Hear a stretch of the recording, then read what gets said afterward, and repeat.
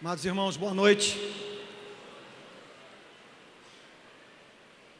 É evidente que vou precisar de uma unção muito especial de Deus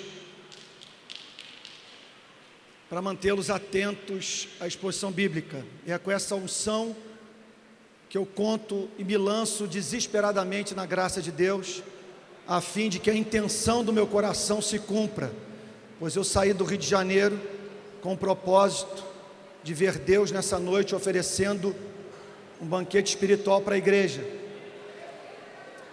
E eu espero que eu possa agora encontrar uma igreja com o coração em paz, a mente quieta e aberta, para que o principal elemento dessa noite de culto possa surtir efeito na sua e na minha vida, que é a exposição da palavra de Deus.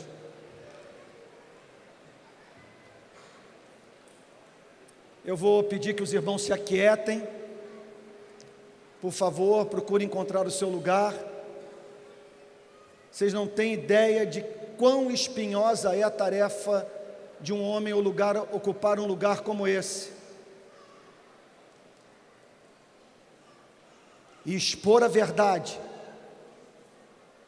na expectativa de que seres humanos ouçam o que é proclamado como se Deus estivesse falando através dos lábios de um mortal.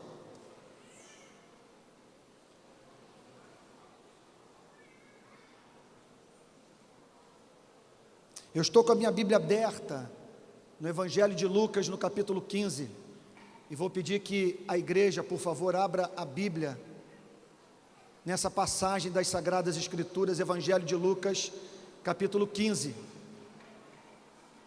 Sou grato a Deus por voltar à cidade de Anápolis, onde tenho grandes amigos. Grato a Deus pelo pastor Clarimundo, mais sua equipe, terem escolhido entre tantos ministros no Brasil, justamente a mim, para estar ocupando esse espaço nessa noite, como também amanhã cedo e no culto de encerramento. É honra muito especial para o meu coração. Todos acharam? Evangelho de Lucas, capítulo 15, versos 1 e 2. Aproximavam-se de Jesus todos os publicanos e pecadores para o ouvir. E murmuravam os fariseus e os escribas, dizendo: este recebe pecadores e come com eles. Vamos orar. Pai Santo, eu me lanço completamente na Tua misericórdia.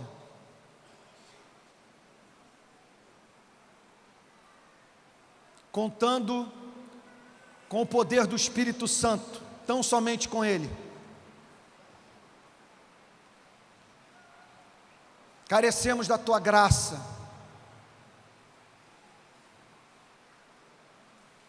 Para que Tua palavra seja compreendida por nós,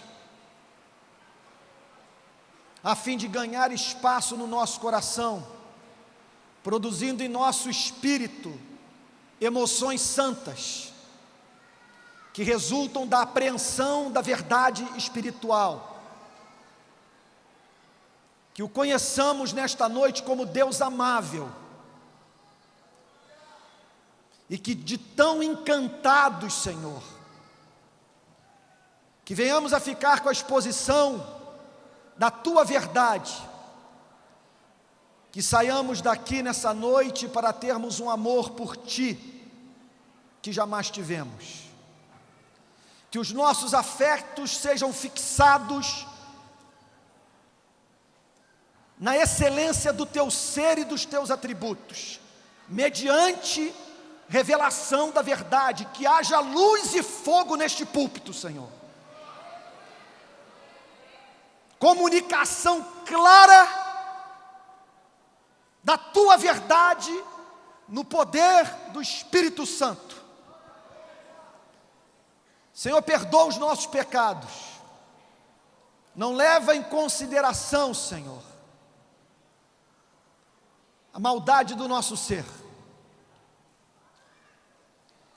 E porque estamos fiados mais na Tua misericórdia do que na nossa inocência, ousamos orar e esperar de Ti bênção nesta noite, em nome de Jesus, amém. Irmãos queridos, vou precisar muito da atenção de vocês nessa noite, porque o Evangelho vai requerer dos amados irmãos atenção e dedicação mental. Faz parte do culto a Deus o emprego da razão. Ouve, ó Israel, amarás o Senhor teu Deus de todo o teu coração, com toda a tua alma, com toda a tua força e com todo o teu entendimento. Então agora eu os chamo para honrarem a Deus, aplicando suas mentes na compreensão de um texto que pode muito bem nos ajudar nesta noite a compreendermos o que é o cristianismo. Nós encontramos nas Sagradas Escrituras um conjunto de doutrinas, e há uma hierarquia doutrinária nas Sagradas Escrituras. Algumas doutrinas são mais importantes do que outras, nada é descartável, mas há doutrinas periféricas e outras que, caso sejam removidas do cristianismo, representarão a descaracterização por completo da fé cristã. A forma como se batiza é doutrina periférica, mas a justificação pela graça mediante a fé é coluna, é alicerce, é fundamento. Nessa noite, eu quero chamar a atenção de vocês para a compreensão desta passagem, a fim de que possamos entender o que é o Evangelho, e em entendendo o que é o Evangelho, nos encantarmos pelo Deus revelado, pelas boas novas que estão em Cristo Jesus.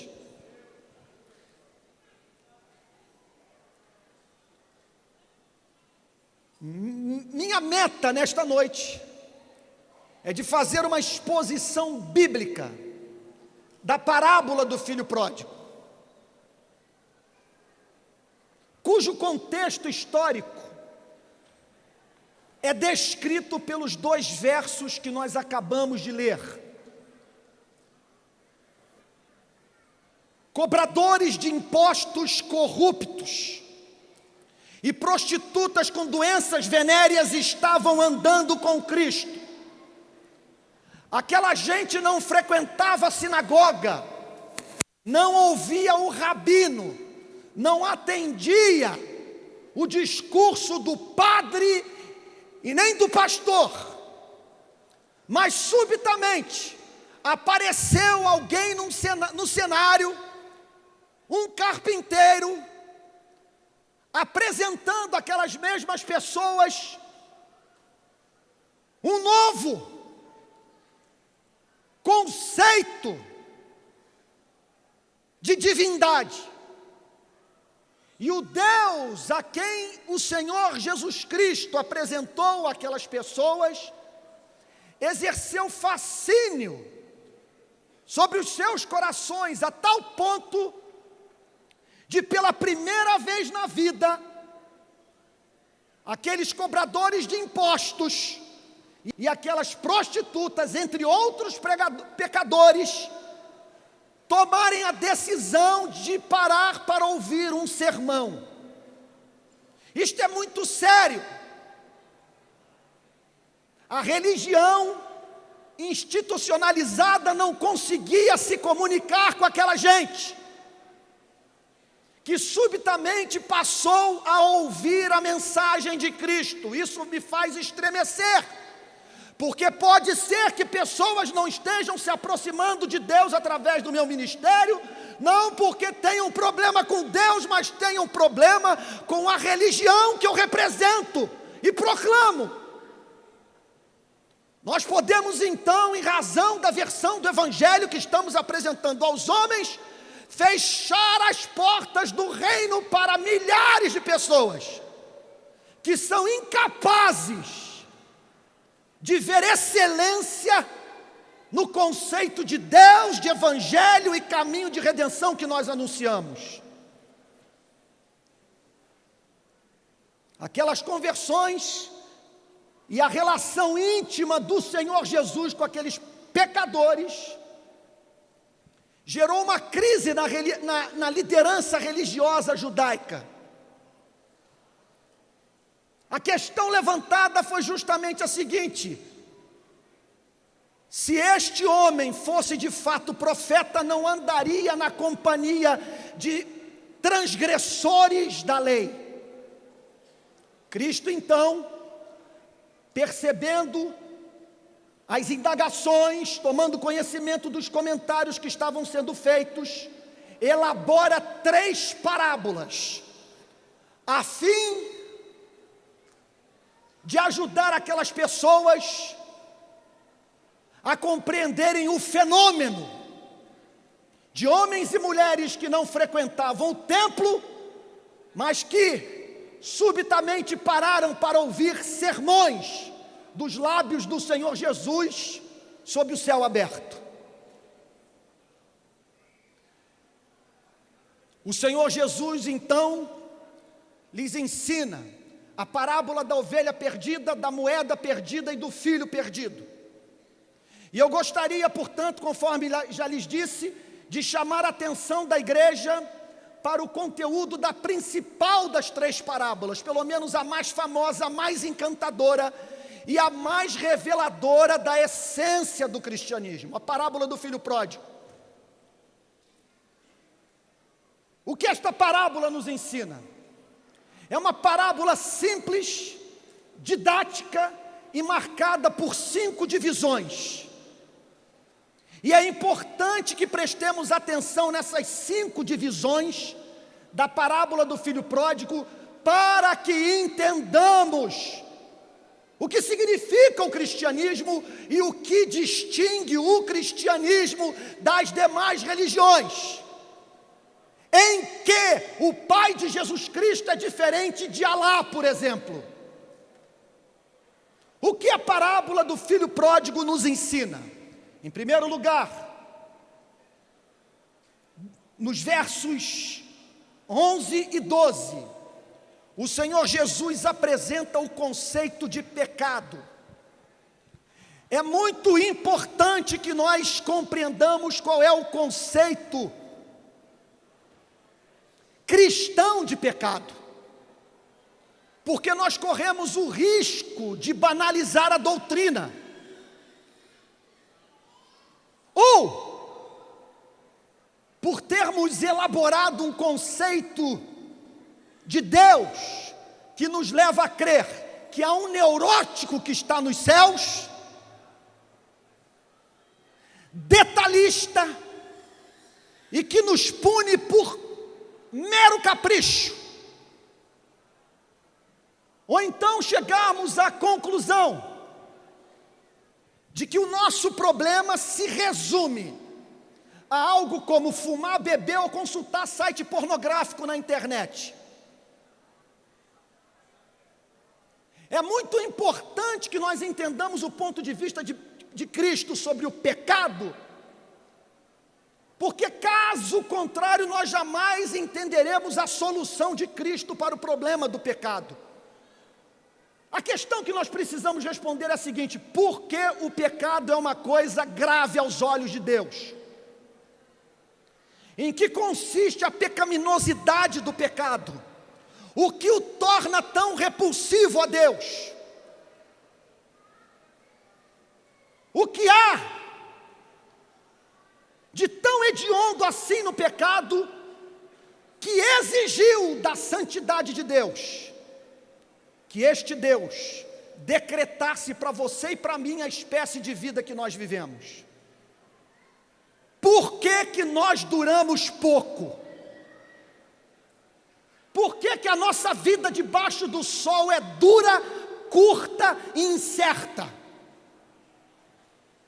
Eu não cheguei mais cedo porque ontem participei, no bairro de Paciência, no Jardim da Saudade, da cerimônia fúnebre, onde fui o pregador de uma moça que é membro da minha igreja. Morreu sob efeito de morfina, devido às dores insuportáveis que sentia em razão de uma metástase que tomou conta do seu estômago, do pâncreas e finalmente do pulmão.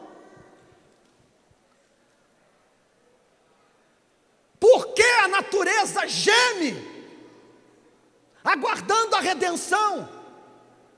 Por que vivemos num mundo marcado por tragédias naturais, tais como tsunami, ou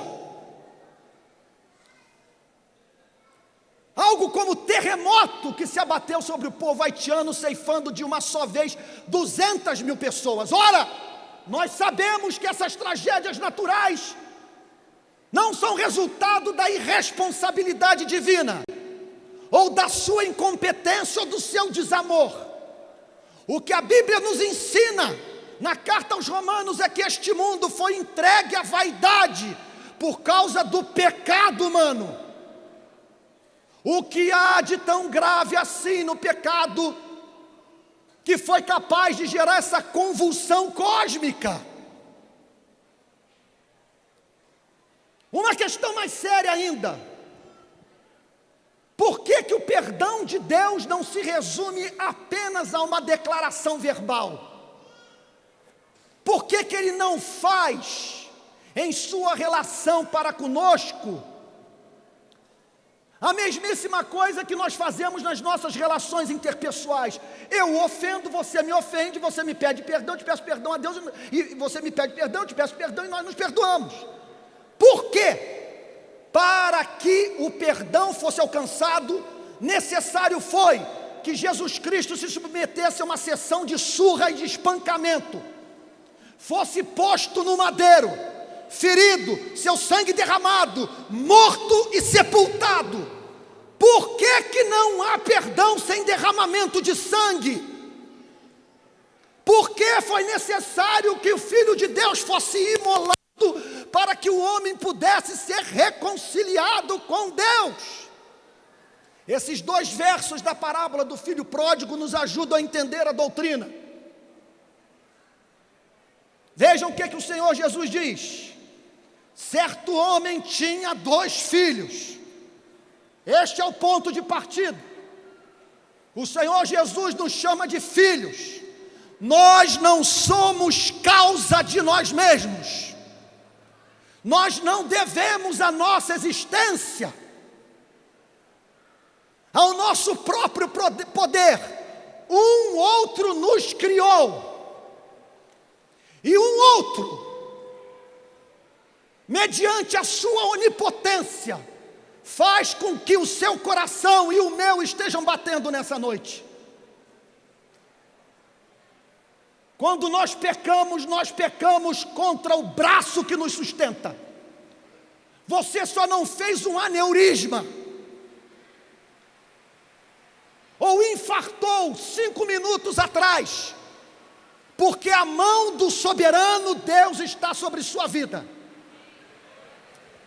Pecar contra aquele a quem devemos tanto é feio em Anápolis, é feio no Rio de Janeiro, é feio na Lua, é feio em Marte, é feio na periferia do sistema solar, é feio no inferno. Nós não podemos pecar contra aquele que sustenta o nosso batimento cardíaco. Em segundo lugar, o Senhor Jesus chama esse Deus de Pai. Notem que ao chamar aquele contra quem pecamos de Pai, o Senhor Jesus está nos ensinando que quando pecamos, nós não pecamos contra o diabo nosso que está nos céus. Nós pecamos contra o Pai. Nós pecamos contra um ser amável, doce, amoroso. E pecar contra esse Deus santo é mais do que utilizar de modo pecaminoso a internet. Não banalizemos a doutrina. Pecar é não amar. Pecar é não viver a vida que Deus vive. É não reproduzir o caráter de Deus. Isso é pecado. E o que o Senhor Jesus diz é que aqueles cobradores de impostos e aquelas prostitutas estavam compreendendo pela primeira vez da vida que ao pecarem não estavam apenas deixando de corresponder às expectativas da religião, estavam se recusando a viver a vida que o próprio Deus vive, uma vida de santidade e amor.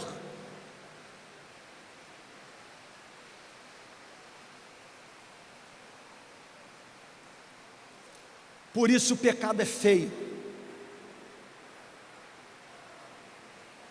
Nós não vemos aqui um Deus meticuloso exigindo dos seres humanos tolices ou aquilo que possa inviabilizar sua vida.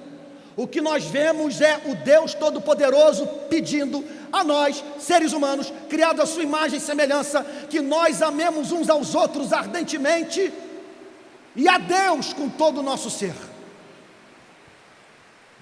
Em seguida, o Senhor Jesus nos apresenta nesta parábola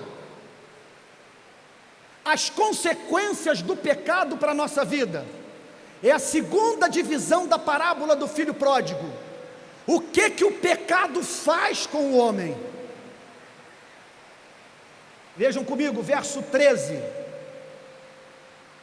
Passados não muitos dias, o filho mais moço, ajuntando tudo que era seu, partiu para uma terra distante, e lá dissipou todos os seus bens, vivendo dissolutamente. Pecado é viver numa terra distante, o que significa, ao mesmo tempo, uma das suas principais consequências. É viver num universo onde percebe-se com absoluta clareza que nós não nos encontramos no nosso habitat. Não é o mundo para o qual nós fomos criados. É ser levado a dizer, como Jó: o homem nascido da mulher vive breve tempo, cheio de inquietação. Nasce como a flor e murcha, foge como a sombra e não permanece. Em seguida, o Senhor Jesus descreve a vida em pecado como uma vida de dissipação. É uma vida onde nós damos uma finalidade equivocada para os dons e talentos que o Criador nos deu. É uma vida caracterizada pela perda progressiva da imagem e semelhança de Deus que os seres humanos carregam. Em seguida, o Senhor Jesus afirma no verso 14: depois de ter consumido tudo, sobreveio àquele país uma grande fome, e ele passou a passar necessidade. Essa é uma outra consequência do pecado. É não ter subsídios internos para fazer frente às circunstâncias adversas da vida. É ser um escravo do momento. É a fome vir e você não ter dinheiro para comprar pão. É o que Cristo nos ensina nesta passagem. E tratava-se da pura descrição da vida que fora vivida por aqueles novos seguidores do Salvador. Depois de ter consumido tudo, sobreveio àquele país uma grande fome, e ele começou a passar necessidade. O pecado gera fome, insatisfação, desassossego. Por quê? Sem Deus o cobertor é sempre curto. Sem Deus, ou você vive na ansiedade de conquistar aquilo que você julga que lhe trará felicidade, ou vive após a conquista daquilo que tanto sonhou, com a ansiedade de vir a perder o objeto do seu amor e que dá sentido à sua vida.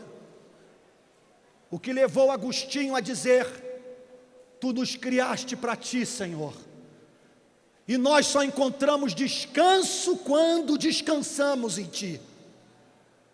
E mais adiante o Senhor Jesus faz uma descrição igualmente dramática da condição do homem em pecado. Então ele foi e se agregou a um dos cidadãos daquela terra, e este o mandou para os seus campos a guardar porcos. A vida do pecado nos priva do prazer dos anjos e nos remete para uma vida de dedicação exclusiva ao prazer dos animais. É uma vida que nos nivela a vida das criaturas irracionais. Deixa eu contar, a partir de uma experiência pessoal, como que tudo isso se tornou forte para mim, numa experiência vivida com o meu cachorro labrador. Eu tenho um cão labrador, eu costumo dizer que é a única raça convertida.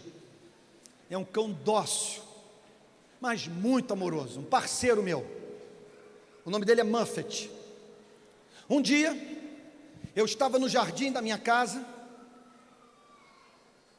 e a cachorrinha do vizinho passou em frente ao nosso portão de madeira, de ripas brancas, com uma distância talvez de 10 centímetros entre elas.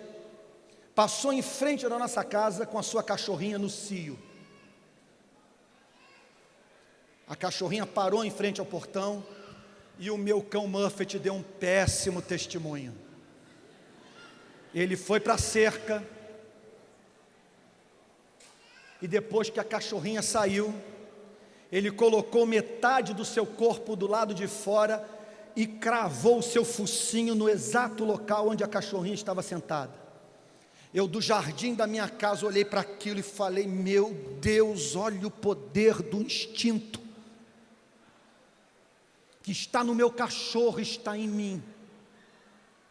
Só que tem que haver na vida alguma coisa que me faça não ter o mesmo comportamento do meu cão, permitindo que o instinto se torne senhor da minha vida e me leve a negociar valores, sonhos, reputação e entristecer pessoas. Eu sou homem, fui criado à imagem e semelhança de Deus e devo ter minha vida guiada por uma razão esclarecida pela palavra e não por um instinto isolado meu. Foi esse o desarranjo que o pecado produziu na nossa vida.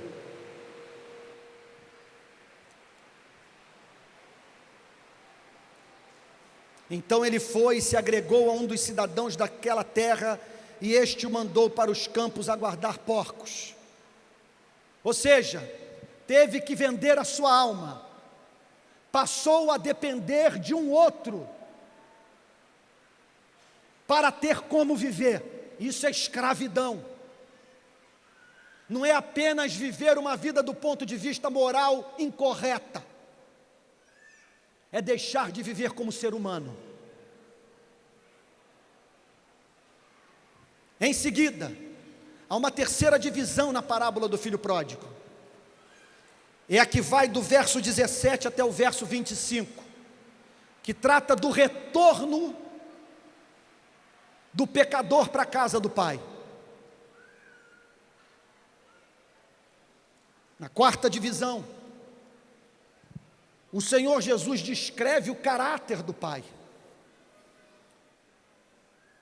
O pai que vê a silhueta do filho aparecer na linha do horizonte parte na sua direção e o abraça, e não manda o filho para a senzala para pagar pelo que fez, e põe anel no dedo, sandália nos pés, porque só um escravo deveria andar descalço, troca-lhe as vestes, celebra uma festa, mata um novilho cevado, dizendo para todos que o motivo da alegria consistia no valor incalculável de quem havia voltado para casa. Este meu filho precioso estava morto e reviveu, estava perdido e foi achado. Eu diria o seguinte: que não há Deus mais excelente do que o Deus de Jesus Cristo. A ternura, a doçura, a beleza do caráter do Deus e Pai de Jesus Cristo, quando revelados pelo Espírito Santo, geram no coração do regenerado aquele amor por Deus que faz o crente seguir o seu Criador, ainda que lhe fosse anunciado que inferno nem demônios mais existem. Eu sou cristão por causa desta prova estética, porque não posso acreditar que o ser humano caído tenha concebido um Deus mais excelente do que o Deus real. Pois não há em nenhum lugar deste planeta descrição do caráter de Deus como esta que é feita pelo Evangelho de Jesus Cristo. Por isso que aquelas pessoas estavam pela primeira vez voltando para casa. Através dos lábios de Jesus, conheceram um Deus que não cabia na religião. Um Deus fascinante. Todas as acusações da religião não fizeram aquelas pessoas voltar para a casa do Pai. Elas pouco se preocupavam em corresponder às expectativas culturais da sua sociedade. Mas quando conheceram através dos lábios de Cristo a doçura do Pai, 2 milagres ocorreram. O primeiro, pela primeira vez na vida elas experimentaram convicção de pecado. Pecado é pecar contra um ser tão amável quanto esse. E ao mesmo tempo, a mesma razão que levou aquelas pessoas a entrar em agonia moral, as conduziu para o encontro com Deus, porque elas perceberam que justamente por Ele ser um Deus doce, elas encontravam-se em condição de voltar para a casa do Pai sem terem medo de serem lançadas fora. Isso é Evangelho. E por fim, na última divisão desta parábola, Cristo nos apresenta o maior obstáculo que existe para uma pessoa voltar para a casa do Pai. Chama-se religião. Essa religião pode ser islâmica, espírita, católica e evangélica, não importa. E o poder corruptor da religião é representado aqui por este irmão mais velho, que chorava enquanto o pai se alegrava. Irmãos queridos, tomem cuidado com isso aqui. E é o que eu digo para os membros da minha própria igreja no Rio de Janeiro: tomem cuidado com esta instituição, com a igreja que estamos frequentando.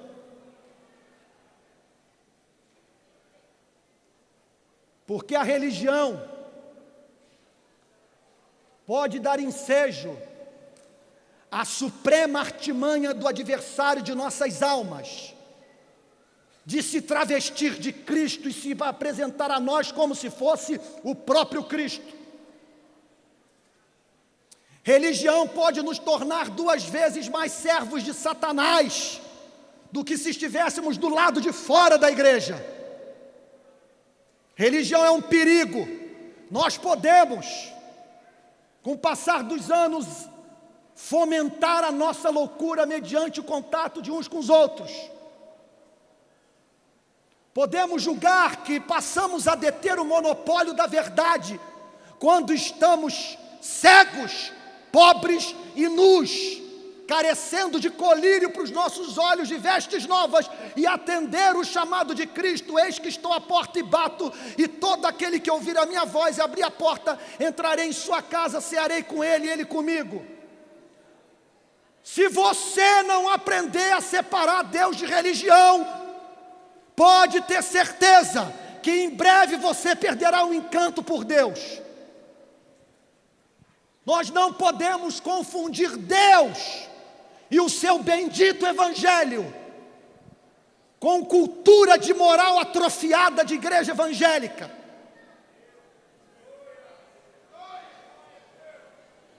Ele não cabe na Assembleia de Deus, não cabe na minha denominação. Ele é infinitamente mais formoso do que nós, pobres pastores, podemos defini-lo. Ele não tem a mínima relação com culto enfadonho, com reuniões insuportáveis sem transcendência e batismo com o Espírito Santo. Ele é formoso, infinitamente glorioso. E o que Jesus diz nesta passagem?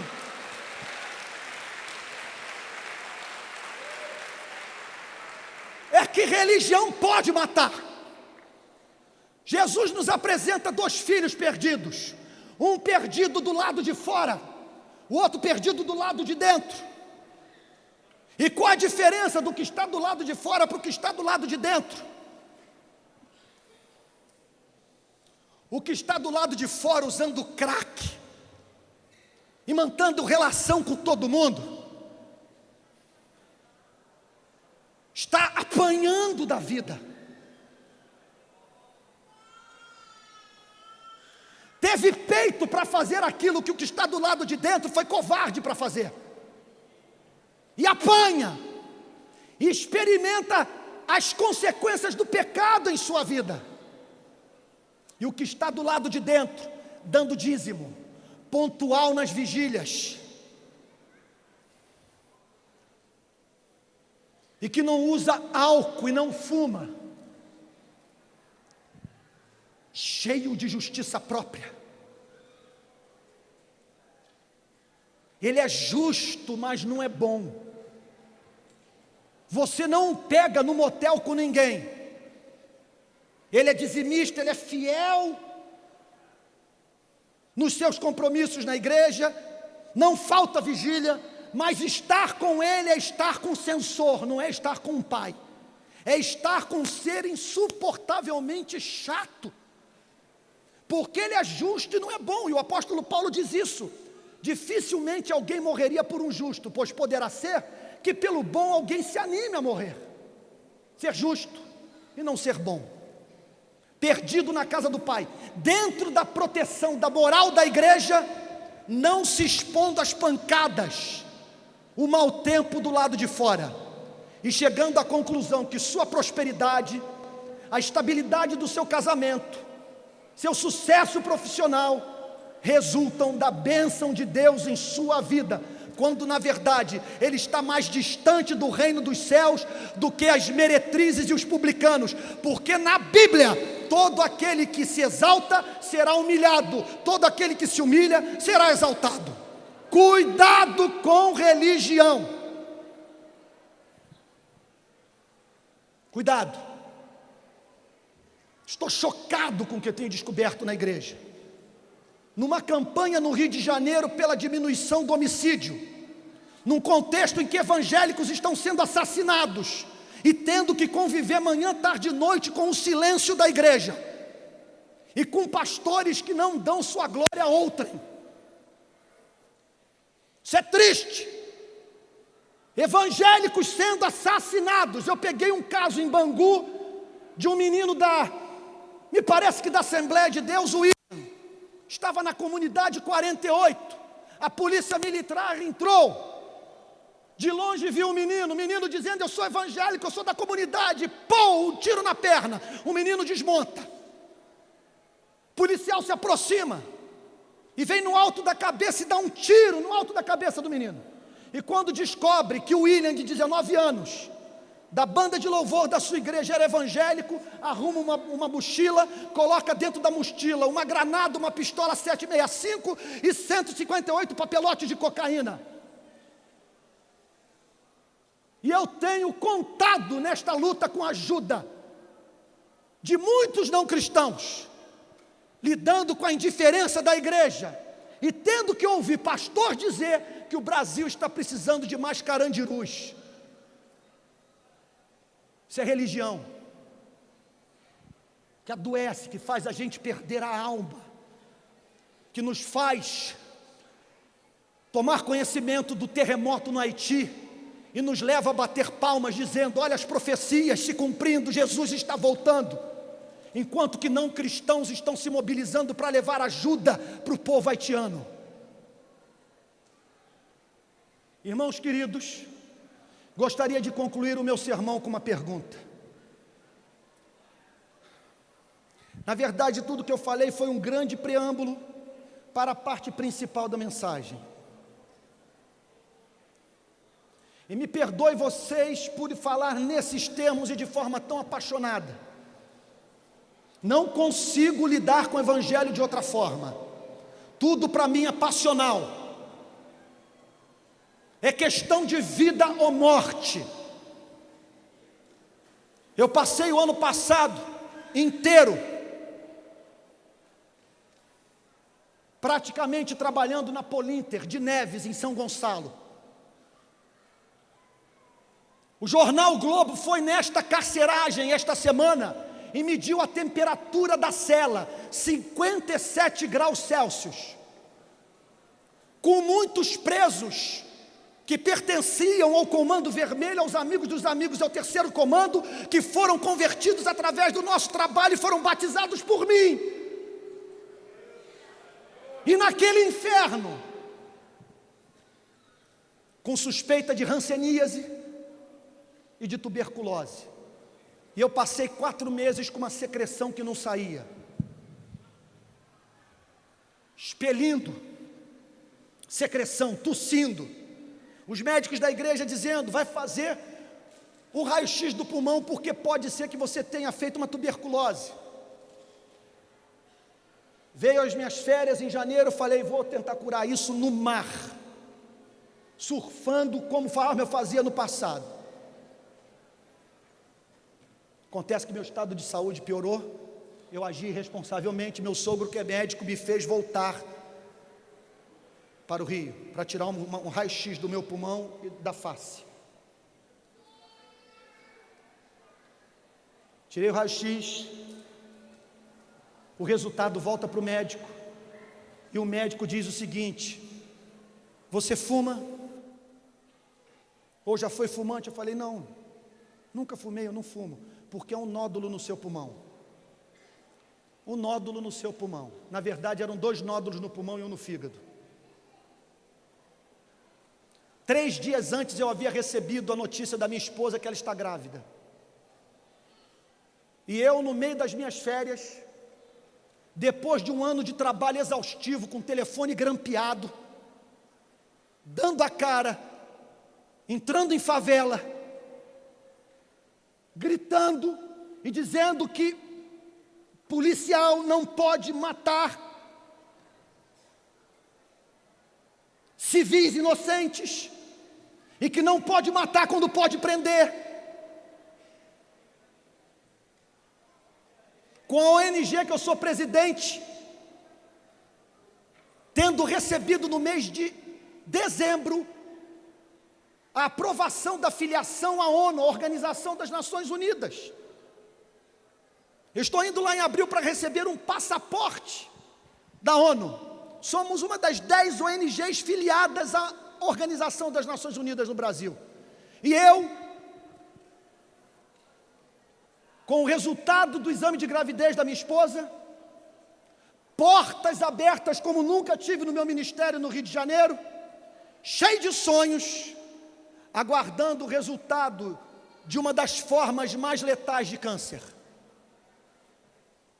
O médico virou-se para mim e disse: você precisa fazer uma tomografia urgente. Irmãos queridos, o que ocorreu entre o raio-x e a tomografia me impede de pregar esse evangelho de outra forma que não seja essa. Eu não posso pregar de uma maneira que vocês não acreditem que eu creio. Para mim isso aqui é questão de vida ou morte. Hoje, quando eu estou numa praia no Rio de Janeiro e passa na minha frente uma mulher fascinante, eu digo para mim mesmo, eu não pude contar contigo naquele hospital. Naquele hospital eu só precisava de Jesus Cristo e sua palavra. E tudo que eu queria era a companhia de Jesus Cristo, meu Senhor. E eu lamentei. Falei, pode ser que eu esteja com câncer de pulmão.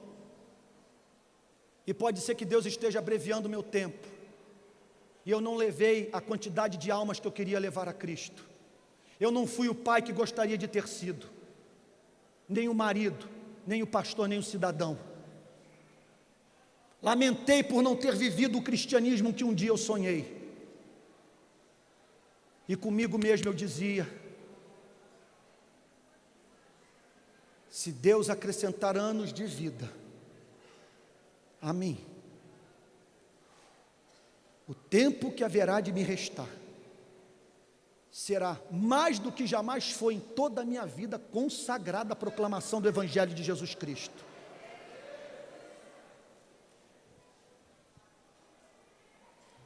E aí o médico então, que eu nunca vi na minha vida, baixinho, todo vestido de branco, sai de dentro da sala, depois da tomografia, deitado, sala escura, fria, um rapaz que eu nunca vi na minha vida, uma máquina, na forma assim de semicírculo, vai para frente, vai para trás, aquela luz vermelha percorrendo o meu corpo, e eu, diante daquele impacto da minha fragilidade, usando uma expressão do Rio de Janeiro, eu tenho dito o seguinte para os meus amigos na praia, na igreja, não dá para tirar onda com ninguém.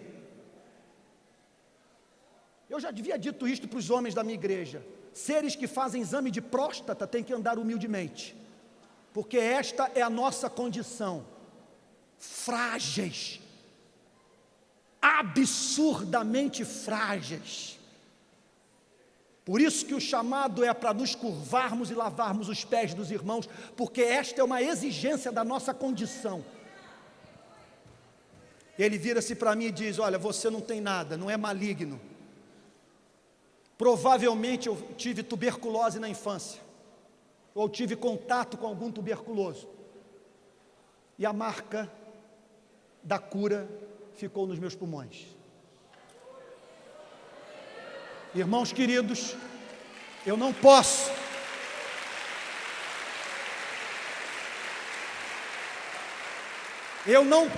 sair do Rio de Janeiro e vir para este lugar para encher meu bolso.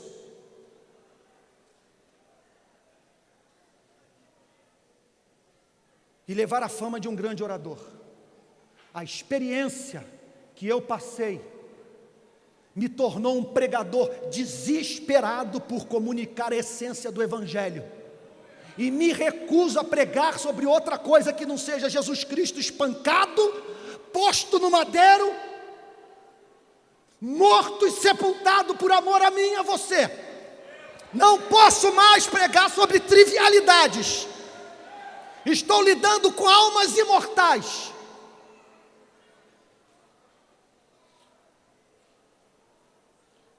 Como voltar para a casa do Pai? Esse que é o ponto. Quando ocorre a reconciliação com Deus? A reconciliação com Deus não ocorre quando você sai de um Fusca para uma BMW, ou quando você recebe o resultado da cura da sua enfermidade. Pergunto a vocês, a irmã da minha igreja, de nome Aparecida, esposa do diácono Gilberto, lutou anos a fio com câncer no pâncreas, metástase no estômago, tira parte do estômago, metástase do pulmão. Esta semana foram 2 litros de líquido retirados do seu pulmão. Toma morfina, porque não aguentava mais as dores, orava gritando. Não foi curada. Mas eu pergunto a vocês, qual é a fé que glorifica mais a Deus? A que opera milagres ou aquela que consegue viver sem eles?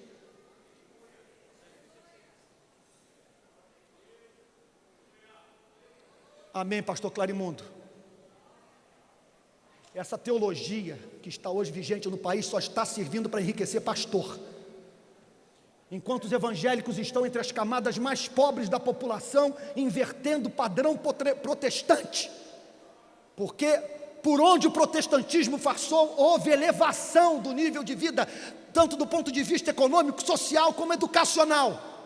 Mas como hoje tudo é na base do decreto e não do trabalho duro, estamos abaixo dos espíritas, segundo pesquisa do IBGE.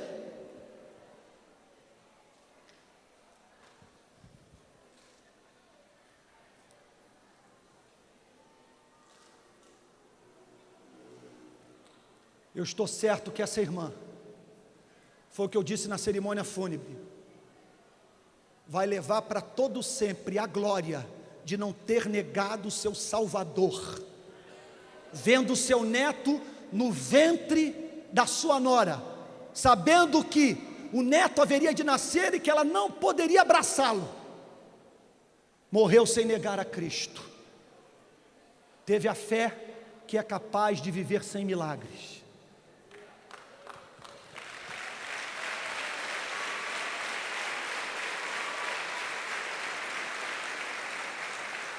Irmãos queridos, eu já estou concluindo, e sou grato a Deus por vocês terem ficado. 10h10 da noite, experiência rara em igreja evangélica, um sermão longo, difícil, duro, e a igreja atenta, graças às orações que foram feitas por esse retiro, graças ao nível de temor de Deus que Deus tem derramado sobre o coração dos amados irmãos. E eu estou feliz porque eu temi pelo meu sermão. Sabia que eu ia precisar de graça para ministrar a palavra de Deus para vocês nessa noite. Permitam-me concluir. Quando que voltamos de fato para a casa do Pai? Porque os leprosos, 10 foram curados, somente um voltou. Quando que acontece o milagre do retorno? É sobre isso que Cristo fala a partir do verso 17. O que Cristo nos ensina a partir do verso 17 é o seguinte: não há retorno para a casa do Pai sem conversão. Vocês creem nisso? Estão certos disso? Não há salvação sem redenção, sem conversão. E o que é conversão? Conversão é um voltar-se para Deus em arrependimento e fé. Isso é conversão. Conversão é se arrepender. Como diz o verso 17: então caindo em si disse. Foi a experiência que eu tive no hospital dentro do cristianismo. E a experiência que o não convertido tem, mediante a ação do Espírito Santo antes da conversão, caindo em si, tendo um contato com a realidade, experimentando pela primeira vez na vida um senso absoluto de dependência de Deus, dependência moral, dependência metafísica, dependência para o perdão de pecados, dependência para encontrar sentido para viver nesta vida breve, curta e incerta que nós vivemos. O texto diz que ele volta e volta com o seguinte discurso: levantar-me-ei, irei ter com meu pai. Ah, pastor Clarimundo, levantar-me-ei, irei ter com meu pai. Pastor Clarimundo, amados amigos, irmãos de ministério, essa deve ser a meta da nossa pregação, é o que eu espero para esta noite. Que os irmãos estejam dizendo: levantar-me-ei, irei ter com meu Pai. Não é levantar-me-ei, irei ter com a Assembleia de Deus ou com a Igreja Presbiteriana. Não é levantar-me-ei e conversarei com o pastor Clarimundo e com o pastor Antônio Carlos. Levantar-me-ei e irei ter com meu Pai, porque podemos ter encontro com religião e não ter encontro com Deus. Aquelas pessoas não estavam procurando sinagoga, a coisa estava se dando debaixo do sol, com um carpinteiro apresentando um Deus que elas não conheceram na religião. Levantar-me-ei, irei ter com meu pai e lhe direi: Pai, pequei contra o céu e diante de ti, já não sou digno de ser chamado teu filho. Falta convicção de pecado no protestantismo brasileiro. Nós nos convertemos julgando que estamos fazendo um grande favor para Deus. Os nossos testemunhos não são mais testemunhos de transformação de vida e de santificação, são testemunhos de prosperidade. Por isso falta fibra, falta beleza, semelhança a Cristo, transcendência, poder, avivamento no protestantismo brasileiro. Como diz Richard Lovelace, a congregação pagando aos seus pastores para que os seus pastores livrem a sua congregação do Deus real. Então isso é arrependimento. Arrependimento é sempre algo que tem referência a Deus, ao seu caráter, às suas excelências. Não é a dor proveniente da percepção de que o pecado foi um mau negócio. É a dor proveniente da percepção de que você deixou de reproduzir o caráter de Deus, deixou de agradar o ser mais excelente do universo. E ele vem para casa. Se eu parasse aqui, eu teria transformado Evangelho em lei, Jesus Cristo em Moisés. Eu não posso parar aqui, eu tenho que prosseguir e falar sobre fé.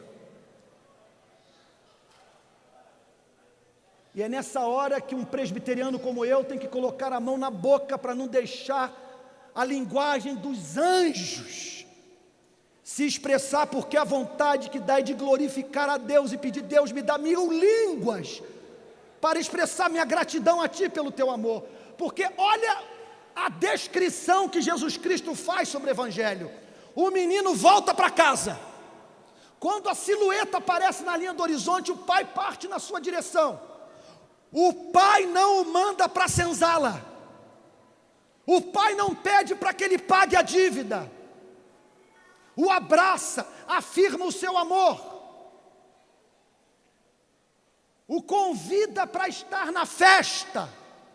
E aí, meus amados irmãos, eu peço que o Espírito Santo abra o entendimento de todos para sentirem a doçura do Evangelho.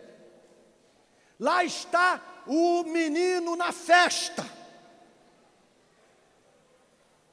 Ele tentou matar o pai.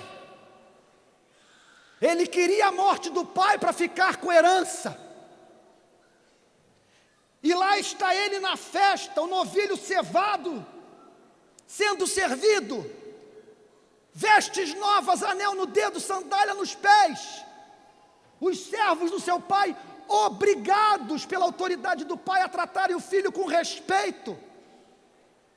Ele passa a participar da herança, apesar de tudo que havia gastado. O irmão mais velho falando no seu ouvido. E ele surdo, ouvindo a voz do pai, participando da festa. Sabe o que Jesus Cristo quer nos ensinar? Que nós jamais entraremos no reino dos céus se não aprendemos o irmão mais novo. O que Jesus Cristo está querendo nos ensinar é que fé é participar da festa na maior cara de pau. É isso. Não estou dizendo que o Evangelho nos estimula a sermos muito maus porque Deus é muito bom. O que eu estou dizendo é que uma vez que nós tenhamos voltado para a casa do Pai, através do Evangelho de Jesus Cristo, nós devemos participar da festa, oferecendo um ouvido surdo para a lei, para o diabo, para a nossa consciência, para o inferno. Porque nenhuma condenação há mais para aqueles que estão em Cristo Jesus. Isso é Evangelho, meus amados irmãos.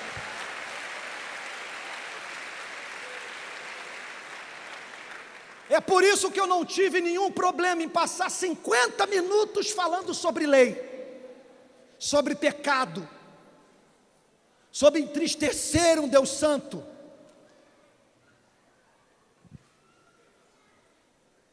Porque estou diante de uma Bíblia aberta, e que tem uma mensagem para o coração contrito como o seu. que não neurotiza, que liberta e que nos convida para participarmos da festa como se jamais tivéssemos pecado.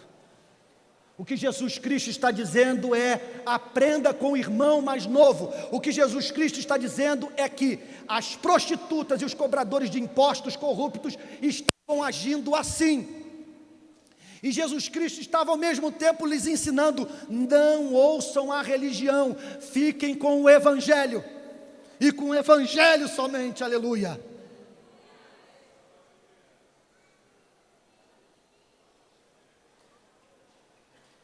Irmãos queridos, eu concluo a minha mensagem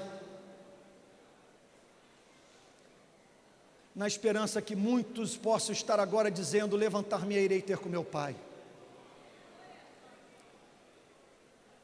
Espero que todos se sintam encorajados a voltar para casa, em razão da revelação do caráter amável do Pai. E que aqueles que já são crentes se sintam estimulados a pregar esse Evangelho, a amar esse Deus. Que possam pela primeira vez dizer: de fato eu te contemplo da tua beleza, Senhor, beleza da tua santidade. Tudo isto porque Deus é bom e a sua misericórdia dura para sempre. Vamos ficar de pé e vamos orar.